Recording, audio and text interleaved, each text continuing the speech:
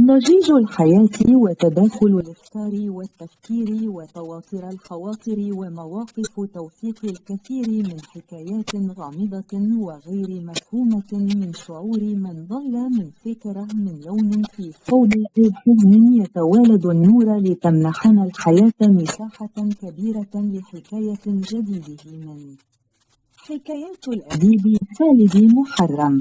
بسم الله الرحمن الرحيم، والصلاة والسلام على أشرف خلق الله رسول الله عليه الصلاة والسلام. اليوم حكاية جديدة من حكايات الأديب خالد محرم، وحكاية اليوم عن نشأة جامع الأزهر الشريف. وجامع الأزهر الشريف هو أحد المساجد في مصر على الإطلاق، بل وأحد المعاقل التاريخية لنشر الإسلام وتعليم الإسلام، وأحد من أشهر المساجد الأثرية في مصر والعالم الإسلامي، وجزء أساسي من مؤسسة الأزهر الشريف، حيث يعود تاريخ بناء هذا المسجد العظيم في بداية عهد الدولة الفاطمية في مصر، بعدما أتم جوهر السكيلي فتح مصر أو احتلال مصر عام 1969، وشرع في تأسيس القاهرة، وبعد بناء القصر الكبير الذي أعده لنزول الخليفة المعز لدين الله. وفي أثناء ذلك بدأ في إنشاء جامع الأزهر لكي يصلي فيه الخليفة، ويكون مسجدا جامعا للمدينة الحديثة، وأيضا أن يكون أسوة بجامع عمرو بن العاص في الفسطاط، وجامع ابن طولون في القطائع في السيدة زينب. وكذلك أعد وقتها ليكون معهدا تعليميا لتعليم المذهب الشيعي، فبدأ بناؤه في 970 ميلادية، أي 359 هجرية، وتم بناؤه وأقيمت أول جمعة به في رمضان عام 1972 361 هجرية، وعرف حينها بجامع القاهرة.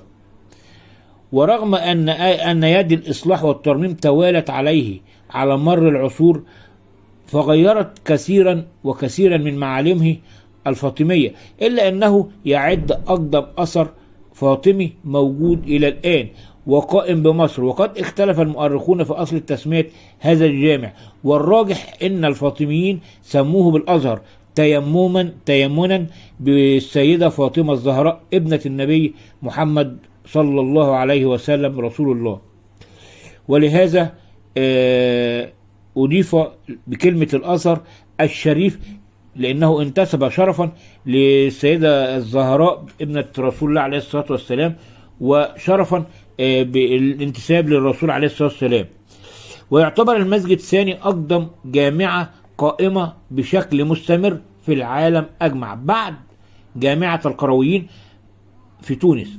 ورغم أن جامع عمرو بن العاص في الفسطاط سبقه في وظيفة التدريس، حيث كانت تعقد به جلسات الدرس تطوعا وتبرعا، إلا أن الجامع الأزهر يعد الأول في مصر في تأدية دور المدارس والمعاهد النظامية، فكانت دروسه تعطى بتكليف من الدولة ويؤجر عليها العلماء والمدرسين. وألقي أول درس به في صفر 365 هجرية في 975 ميلادية على يد علي ابن النعمان القاضي في فقه الشيعة.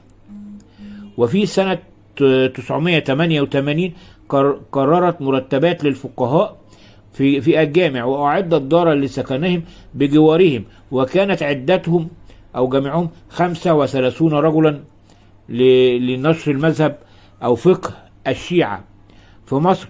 وبعد سقوط الدولة الفاطمية أفل نجم الأزهر على يد صلاح الدين الأيوبي، الذي كان يهدف من وراء ذلك إلى محاربة المذهب الشيعي ومؤازرة المذهب السني، فأبطأت ومنعت منه الخطب فيه، وظل معطلا هذا المسجد 100 عام، إلى أن أعيدت في عهد السلطان المملوكي الظاهر بيبرس البندقداري.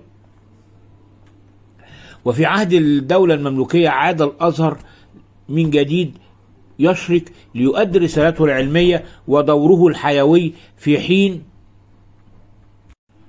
فحينها تم تعيين فقهاء لتدريس المذهب الشيعي للمذهب السني والأحاديث النبوية، وتم الاعتناء به وتجديده وتوسعته وصيانته، فعد ذلك العصر هو العصر الذهبي للأزهر، كما أظهر الحكام والأعيان في العصور التالية اهتماما ملحوظا بترميمه وصيانته، وأوقفت عليه أوقافا كثيرة إلى الآن.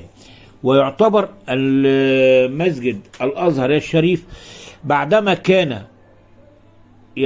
أن كان منارة لانتشار المذهب الشيعي، أصبح المسجد الأزهر السني الوسطي، وهو الذي بدأ في ترسيخ رسالة الإسلام السامية لجميع دول العالم من خلال علمائه وأبنائه من الباحثين في كتاب الله وفي الفقه والسنة والأحاديث النبوية.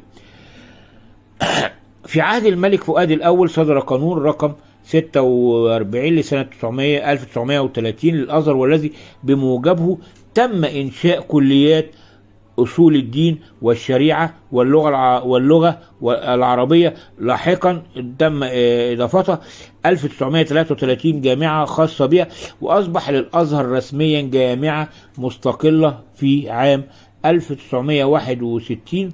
وقد اعتبرت جامعة الأزهر الأولى في العالم الإسلامي لدراسة المذهب السني والشريعة الإسلامية السمحة الوسطى.